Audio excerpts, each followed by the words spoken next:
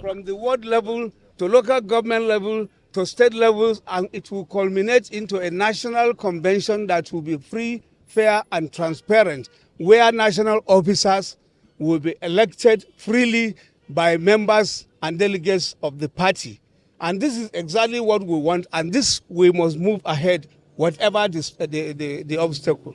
Comrade, don't you think a legal option is necessary at this case? No, there are so many legal cases with Abure as a person right now.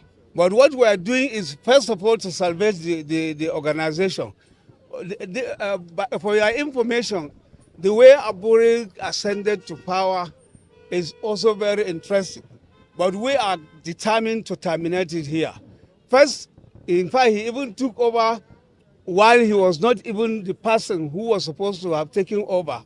He was just an acting secretary. And by the constitution of the Labour Party, it is the deputy that will take over in the absence of the substantive chairman.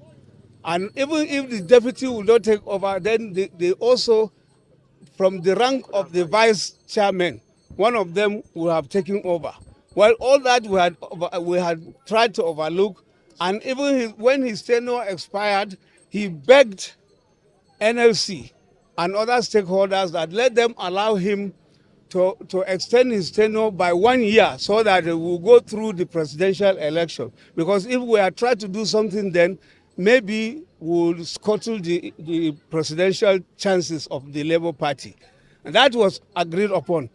At the nick of time, when NLC even wrote him as a stakeholder, he now begged, and it was also INEC that brokered an agreement where he signed, Abure signed, and NLC signed that they will now work together to conduct an all-inclusive and expansive congresses that will culminate into convention.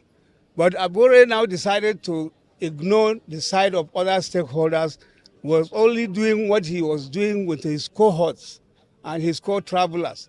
This, we said, enough is enough. And we had tolerated and allowed that, let it be up to the 10th of June, where his tenure, by whatever definition, will have expired. And it did expire, and we have communicated to all agencies, including INEC. The